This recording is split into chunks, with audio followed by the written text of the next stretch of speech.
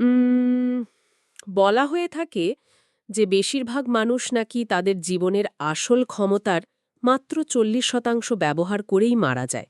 হ্যাঁ, আর বাকি 60% সম্ভাবনা একটা অদৃশ্য দেয়ালের পেছনে চিরকাল আটকা পড়ে থাকে। একদম। আর এই দেয়াল ভাঙার তো আসলে কোনো আরামদায়ক উপায় নেই। তো আজকে আমরা এমন একটি দর্শনের গভীরে প্রবেশ করছি আমাদের এই ডিপ ডাইভে, যার শুরুটা কোনো সুন্দর বিনয়ী ভূমিকা দিয়ে হয় না। হুম, সাধারণত বইয়ের শুরুতে তো লেখক একটা স্বস্তিদায়ক কথা বলেন। রাইট। কিন্তু ডেভিড গগেন্সের ক্যান্ট হার্টমি বইটা শুরু হয় একটা মিলিটারি স্টাইলের ওয়ার্নিং অর্ডার বা সতর্কতামূলক নির্দেশিকা দিয়ে। এখানকার মূল মিশন হল মানুষের মনস্তাত্ত্বিক ক্ষমতার সেই 40%-এর সীমা কিভাবে ভেঙে ফেলা যায়। হ্যাঁ, আর কিভাবে একটি বর্মযুক্ত মন বা আর্মার্ড মাইন্ড তৈরি করা যায়। ঠিক আছে, চলুন বিষয়টি একটু খুলে দেখা যাক। মানে এই ওয়ার্নিং অর্ডার বা সতর্কতামূলক নির্দেশিকার ধারণাটি আসলে কি বার্তা দিচ্ছে। হুম, মিলিটারি পরিভাষায় এই ওয়ার্নিং অর্ডার বা সংক্ষেপে যাকে ওয়ার্ন বলা হয়, এটা হলো আসন্ন কোনো কঠিন যুদ্ধ বা মিশনের জন্য সৈন্যদের প্রস্তুত করার একটা আগাম নির্দেশিকা। মানে এখানে কোনো ফিল গুড বা আরামদায়ক যাত্রার পূর্বাভাস নেই। একেবারেই না। এই দর্শনের শুরুতেই খুব পরিষ্কার করে দেয়া হয়েছে যে আধুনিক মানুষ আসলে এমন এক আরামদায়ক আর নরম জীবনযাপনের বিপদের মধ্যে বাস করছে, যেখানে তারা নিজেদের আসল সীমানা সম্পর্কে পুরোপুরি অজ্ঞ। অজ্ঞ থেকেই জীবন পার করে দেয়। রাইট। আর এই নির্দেশিকার প্রধান নিয়মটি খুব নির্মম। ক্লান্ত হলে থেমো না, কাজ শেষ হলে থামো। এটা শুধু শারীরিক ক্লান্তির কথা বলছে না। মানসিক ক্লান্তির কথাও বলছে। হ্যাঁ, একটা বিশাল মনস্তাত্ত্বিক বাধার কথা বলছে। মিশনটা নিজেকে ভালো অনুভব করানোর জন্য নয়, নিজেকে ভেতর থেকে আমূল পরিবর্তন করার জন্য। এই জায়গাটিতে আরামদায়ক জীবনকে আমি একটা খুব নরম বিলাসবহুল সোফার সাথে তুলনা করতে চাই। মানে ধরুন, ক্লান্ত শরীরে এরকম সোফায় বসলে তো সাময়িকভাবে দারুণ আরামদায়ক মনে হয়। ও, ভীষণ আরাম লাগে। কিন্তু কেউ যদি দিনের পর দিন ওই সোফাতেই বসে থাকে, উম, সেটা ধীরে ধীরে তাকে গিলে ফেলে। শরীরের পেশি দুর্বল হয়ে যায়, মেরুদণ্ড সোজা থাকার ক্ষমতা হারায়। এবং সবচেয়ে বড় কথা, পুনরায় উঠে দাঁড়ানোর ইচ্ছাশক্তিটাই মরে যায়। ঠিক। কিন্তু এখানে একটা বড় প্রশ্ন থেকেই যায়। সাধারণ দৃষ্টিতে দেখলে মানুষ তো সারা জীবন কঠোর পরিশ্রম করেই একটা আরামের জীবন পাওয়ার জন্য, তাই না?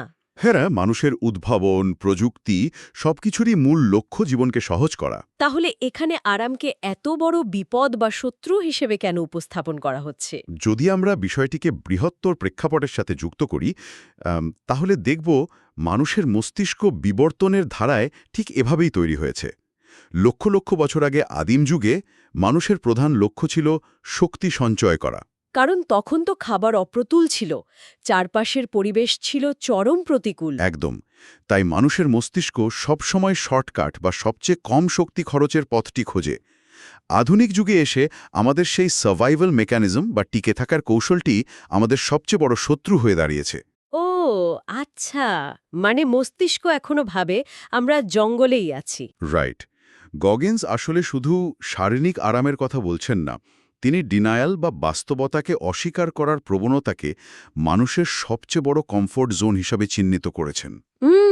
ডিনায়াল। মানুষ তো নিজেদের সম্পর্কে প্রতিনিয়ত নানা রকম মিথ্যা সান্ত্বনা তৈরি করে। হ্যাঁ, যেমন ধরুন, আমি তো যথেষ্ট চেষ্টা করেছি, বা আমার পরিস্থিতি খুব খারাপ ছিল। অথবা আমার দ্বারা এর চেয়ে বেশি কিছু সম্ভব নয়। একদম। এই কথাগুলো বলে মানুষ আসলে নিজেদের ব্যর্থতার দায় থেকে বাঁচার চেষ্টা করে। লাখ লাখ মানুষ নিজেদের অজান্তেই ভিকটিম বা শিকার হওয়ার মানসিকতাকে আঁকড়ে ধরে বেঁচে থাকে। মানে তারা অনেকটা জম্বির মতো দিন পার করে দেয়, কারণ এই ডিনায়ালের ভেতরে থাকাটা প্রচণ্ড আরামদায়ক। হ্যাঁ, মানুষ নিজেই নিজের চারপাশে সীমাবদ্ধতার একটা দেয়াল তৈরি করে, তার ভেতরে গুটিসুটি মেরে বসে থাকে। আর সেই দেয়ালটাকেই পুরো পৃথিবী বলে বিশ্বাস করতে শুরু করে। তো মনকে এই অদৃশ্য শৃঙ্খল থেকে মুক্ত করাই হলো মূল চ্যালেঞ্জ। উম, নিজেকে ভালো অনুভব করানো আর সত্যিকার অর্থে উন্নত করার মধ্যে যে আকাশ-পাতাল তফাৎ রয়েছে তা এখানে খুব স্পষ্ট। রাইট। নিজেকে ভালো অনুভব করানোটা সেই ডিনায়েল থেকে। হ্যাঁ, যেখানে মানুষ নিজের ভুলগুলো ঢেকে রেখে একটা মিথ্যে স্বস্তির ভেতরে থাকে। কিন্তু নিজেকে উন্নত করতে হলে তো আয়নার সামনে দাঁড়িয়ে নিজের সবচেয়ে খারাপ, সবচেয়ে কুৎসিত রূপটা দেখতে হয়। এবং নিজের সমস্ত ব্যর্থতার সম্পূর্ণ দায়ভার কোনো অজুহাত ছাড়াই নিজের কাঁধে তুলে নিতে হয়। আর এই আয়নার সামনে দাঁড়ানোর বিষয়টি গগিন্স নিজের জীবনের চরমতম প্রতিকূলতার ক্ষেত্রে সবচেয়ে নির্মমভাবে প্রয়োগ করেছিলেন। তার অতীত তো খুবই ভয়ঙ্কর ছিল। চরম দারিদ্র্য, বর্ণবাদের শিকার হওয়া। হ্যাঁ, অসংখ্যবার তাকে অত্যন্ত অবমাননাকর ভাষায় ডাকা হয়েছে। সাথে ছিল শৈশবের গভীর ট্রমা এবং তীব্র ডিপ্রেশন। তিনি এমন একটা মনস্তাত্ত্বিক তলানিতে ছিলেন যাকে তিনি চোরাবালি বা কুইকস্যান্ডের সাথে তুলনা করেছেন। চোরাবালির রূপকটা এখানে খুব শক্তিশালী। চোরাবালির ভেতরে থাকলে চারপাশের পরিবেশ খুব স্থির ও স্বাভাবিক মনে হতে পারে, কিন্তু মানুষটি ক্রমাগত নিচে তলিয়ে যেতে থাকে। একদম তাই। সেখান থেকে বের হওয়ার জন্য শুধু এলোপাতারি হাত পা ছুড়লে বা সাময়িক আবেগ দেখালে আরও দ্রুত তলিয়ে যাওয়ার ঝুঁকি থাকে। জীবনের এই তলানিতে থাকা অবস্থায় মানুষ স্বভাবতই এমন সব সিদ্ধান্ত নেয় যা তাদের ওই কমফোর্ট জোনেই আটকে রাখে। মস্তিষ্ক তো এভাবেই ডিজাইন করা, বিপদ দেখলে গুটিয়ে যাওয়া। রাইট। আর ঠিক এই ডিজাইনের কারণে গগিন্স আত্মোন্নয়নের জগতে খুব প্রচলিত একটা ধারণাকে একেবারে ছুঁড়ে ফেলেছেন। আপনি মোটিভেশনের কথা বলছেন? হ্যাঁ, মোটিভেশন বা অনুপ্রেরণা। তিনি মোটিভেশনকে সরাসরি আবর্জনা বা ক্র্যাপ হিসেবে আখ্যায়িত করেছেন। মোটিভেশন যদি সত্যিই কাজ না করে, তবে মানুষ এই ধরনের সেলফ হেল্প বই এত পড়ে কেন? মানে আমার মনে হয় মোটিভেশন হলো একটা সুগার রাশের মতো। সুগার রাশ? ব্যাপারটা একটু বুঝিয়ে বলবেন? রক্তে সুগার বা শর্করার মাত্রা বেড়ে গেল, তার মনে হলো সে পাহাড় জয় করে ফেলবে।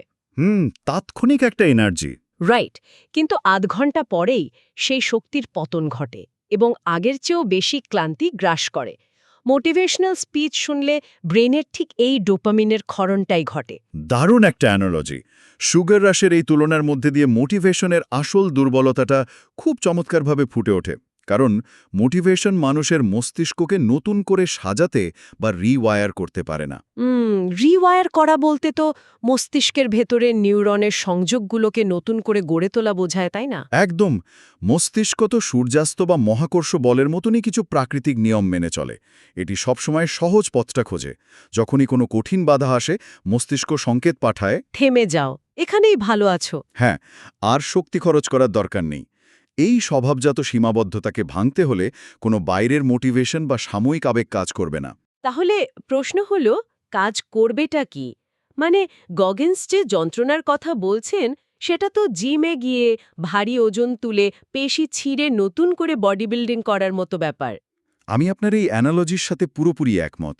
জিমে গিয়ে কেউ যখন তার ক্ষমতার চেয়ে বেশি ওজন তোলে, তখন তার পেশির তন্তুগুলো মাইক্রোস্কোপিক পর্যায়ে ছিঁড়ে যায়। হ্যাঁ, আর বিশ্রাম ও পুষ্টি পেলে শরীর সেগুলোকে আগের চেয়ে আরও শক্তিশালী করে গড়ে তোলে। মানসিক দৃঢ়তার ক্ষেত্রেও তো এই একই অ্যাডাপ্টেশন বা খাপ খাইয়ে নেওয়ার নিয়ম কাজ করে। ঠিক বলেছেন। গগিন্স পৃথিবীর সবচেয়ে দুর্বল মানুষ থেকে নিজেকে ঈশ্বরের সৃষ্টির সবচেয়ে কঠোর মানুষে রূপান্তরিত করেছেন, ঠিক এই মানসিক পেশিগুলোকে ছিঁড়ে নতুন করে গড়ে তোলার মাধ্যমে। মানে এটা কোনো জাদুমন্ত্রে বা হঠাৎ পাওয়া অনুপ্রেরণায় হয়নি। একেবারেই না। এটি হয়েছে সম্পূর্ণ নির্মম একটি প্রক্রিয়ার মাধ্যমে, নিজের খারাপ পরিস্থিতির দায়িত্ব সম্পূর্ণ নিজের কাঁধে তুলে নেওয়ার মাধ্যমে। আর ঠিক এখানেই বিষয়টা সবচেয়ে চমকপ্রদ হয়ে ওঠে। কারণ মস্তিষ্ককে জোর করেই চরম পর্যায়ে নিয়ে যাওয়ার ধারণাটি যখন প্রতিষ্ঠিত বিজ্ঞানের মুখোমুখি হয়, তখন কি ঘটে? আপনি নিশ্চয়ই এমআইটি সেই বিতর্কের কথা বলছেন। হ্যাঁ, গগিন্স এমআইটি-এর মতো পৃথিবীর অন্যতম শীর্ষস্থানীয় বিজ্ঞান প্রতিষ্ঠানে একটা প্যানেল ডিসকাশনে আমন্ত্রিত হয়েছিলেন। সেখানে একজন অত্যন্ত সম্মানীয় টেনিউরেট প্রফেসর দাবি করেন যে মানুষের জেনেটিক লিমিটেশনস বা জিনগত সীমাবদ্ধতা রয়েছে। অর্থাৎ শরীর ও মনের একটা শক্ত দেয়াল আছে, যার ওপর মানুষ যেতে পারে না। একদম। কিন্তু গগিন্স, যিনি কিনা কেবল হাই স্কুল পেরোনো একজন সাধারণ মানুষ, তিনি সেই প্রফেসরের মুখের উপর বলে দিলেন যে তার এই থিওরি সবার জন্য প্রযোজ্য নয়। একজন প্রতিষ্ঠিত বিজ্ঞানী গবেষণাকে স্রেফ ব্যক্তিগত অভিজ্ঞতার জোরে বাতিল করে দেওয়া, এটা নিয়ে একটু নিরপেক্ষ বিশ্লেষণ চাইছি। বিজ্ঞান তো আর মনগড়া কথা বলে না। এটি একটি অত্যন্ত গুরুত্বপূর্ণ প্রশ্ন সামনে নিয়ে আসে। বিজ্ঞানের দৃষ্টিভঙ্গি এবং গগিন্সের দর্শনের মধ্যে এই সংঘাতটি অত্যন্ত যুক্তিসঙ্গত। বিজ্ঞানের মূল ভিত্তি হল গড়পড়তা ডেটা বা অ্যাভারেজ নিয়ে কাজ করা। মানে ল্যাবরেটরির ডেটা। হ্যাঁ, গবেষকরা দেখেন যে একটা নির্দিষ্ট চাপের পর মানুষের সেন্ট্রাল নার্ভাস সিস্টেম কাজ করা বন্ধ করে দেয়। শরীর নিজেকে বড় ক্ষতির হাত থেকে বাঁচানোর জন্য পেশিতে ল্যাকটিক অ্যাসিড জমিয়ে দেয়। যাতে হার্ট অ্যাটাক না হয়। রাইট। প্রফেসর সেই প্রতিষ্ঠিত বৈজ্ঞানিক সত্যটিই বলছিলেন। তার দাবি ছিল মেন্টাল টাফনেস একটা নির্দিষ্ট সীমার পর আর এই জৈবিক মেকানিজমকে আটকাতে পারে না। কিন্তু গগিন্সের উত্তর ছিল কোনো কিছু নিয়ে পড়াশোনা করা আর বাস্তবে সেটা যাপন করার মধ্যে পার্থক্য আছে। হ্যাঁ, গগিন্স আসলে ওই গবেষণার বাইরের 1% মানুষের কথা বলছিলেন, যারা সমস্ত পরিসংখ্যান ভেঙে ফেলার জন্য প্রস্তুত। তার মতে প্রফেসরের কথা হয়তো 99% মানুষের জন্য সত্য। কারণ তারা ওই 40% দেয়াহি ধাক্কা খেয়ে থেমে যায়। কিন্তু 100% মানুষের জন্য এটি চূড়ান্ত সত্য নয়।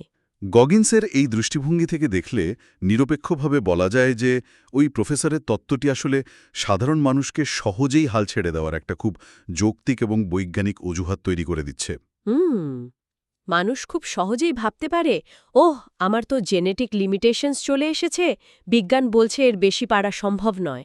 আর এই অজুহাতটাই হলো সেই ডিনায়াল বা কমফর্ট জোন। বিজ্ঞান মানুষকে জানাচ্ছে গড়ে কি হওয়া স্বাভাবিক, আর গগিন্স বলছেন সেই অস্বাভাবিক সীমানায় পা রাখার কথা। মানে মস্তিষ্ক যে মুহূর্তে শরীরকে থামিয়ে দেওয়ার সংকেত দেয়, সেটা আসলে চূড়ান্ত সীমা নয়, সেটা হলো সতর্ক বার্তা মাত্র। একদম।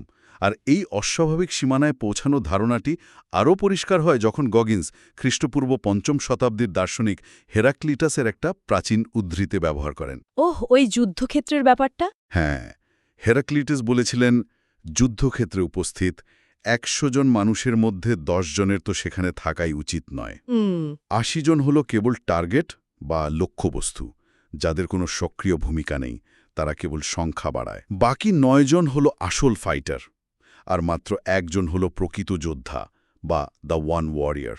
বাপরে, 100 জনের মধ্যে মাত্র একজন, এই পরিসংখ্যানটি তো প্রচণ্ড শক্তিশালী। হ্যাঁ, গগিন্স মনে করেন জন্মের পর মানুষ যেমন মৃত্যুর যোগ্য হয়, ঠিক তেমনি সে ওই একজন যোদ্ধা হওয়ারও যোগ্যতা অর্জন করে। কিন্তু এই সম্ভাবনা থাকা আর বাস্তবে সেই যোদ্ধা হওয়া তো সম্পূর্ণ ভিন্ন ব্যাপার।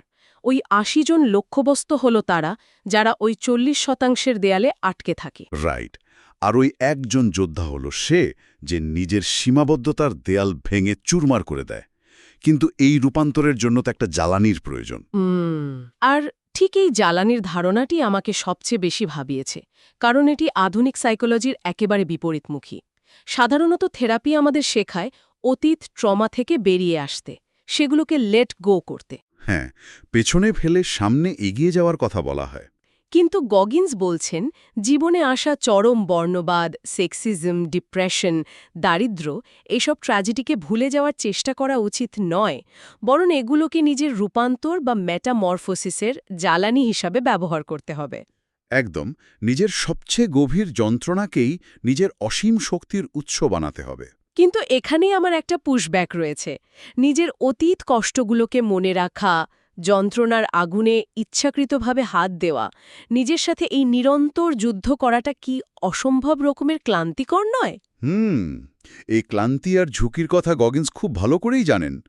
কিন্তু বইয়ের শেষ লাইনটি হল, এটা নিজের সাথে যুদ্ধে যাওয়ার সময়, বা it's time to go to war with yourself. গগিন্সের মতে সীমাবদ্ধতার দেওয়াল ভাঙতে হলে এই যুদ্ধই একমাত্র উপায়। তিনি একে একটি বিবর্তনমূলক অ্যালগোরিদম বলেছেন। বিবর্তনমূলক অ্যালগোরিদম মানে প্রতিকূল পরিবেশে টিকে থাকার জন্য নিজেকে নতুন রূপে গড়া। রাইট। যে দুর্বল সে হারিয়ে যায়, আর যে টিকে থাকে সে হয়ে ওঠে অভেদ্য। গগিন্সের মতে এই তীব্র লড়াই এবং ব্যথার মধ্যে দিয়েই একজন মানুষ তার মনের উপর একটা পুরো আস্তরণ তৈরি করে। মনটা বর্মযুক্ত বা আর্মার্ড হয়ে যায়। অসাধারণ। তার মানে মানুষ যখন স্বেচ্ছায় নিজের উপর এই যুদ্ধটা চাপিয়ে দেয়, তখন সে আর পরিস্থিতির শিকার থাকে না, সে পরিস্থিতির নিয়ন্ত্রক হয়ে ওঠে। একদম তাই। তো আজকের এই গভীর আলোচনায় আমরা দেখলাম কিভাবে ভিকটিম মেন্টালিটি থেকে বেরিয়ে আসা যায়। চোরাবালি থেকে বেরোনোর জন্য মোটিভেশন নামের সুগার রাশ যে কাজ করে না, সেটাও বুঝলাম। হ্যাঁ, আসল পরিবর্তন আসে স্নায়ুকোষগুলোকে নতুন করে সাজানোর সেই যন্ত্রণাদায়ক প্রক্রিয়ার মাধ্যমে। আর এমআইটির বিতর্কের অন্তর্নিহিত অর্থটাও আমরা দেখলাম। বৈজ্ঞানিক ডেটার অজুহাত দিয়ে নিজেকে থামিয়ে রাখাটা হলো ওই 80 জন লক্ষ্যবস্তুর দলে থাকারই নামান্তর। আমাদের শ্রোতারা যারা নিজেদের জীবনের 40% লিমিট কোথায় তা খুঁজছেন তাদের জন্য এই দর্শনটি একটা বড় আয়নার মতো। তবে শেষ করার আগে আমার মাথায় একটা চূড়ান্ত প্রশ্ন ঘুরপাক খাচ্ছে। কি প্রশ্ন? গগিন্স বলছেন নিজের সাথে যুদ্ধে নামতে এবং যন্ত্রণাকে ভালোবাসতে, কিন্তু যদি কেউ সত্যি তার শতভাগ ক্ষমতায় পৌঁছতে পারে এবং এই যুদ্ধে জয়ী হয় তখন কি হবে? যার পুরো অস্তিত্ব গড়ে উঠেছে যন্ত্রণার সাথে লড়াই করে, সে কি কখনো শান্তিতে বাঁচতে পারবে? দারুণ একটা পয়েন্ট। নাকি একজন যোদ্ধার যুদ্ধ আসলে কখনোই শেষ হয় না? এই চিন্তার উদ্রেককারী প্রশ্নটি আজকে ভাবার জন্য রেখে গেলাম। দেখা হবে পরবর্তী ডিপ ডাইভে।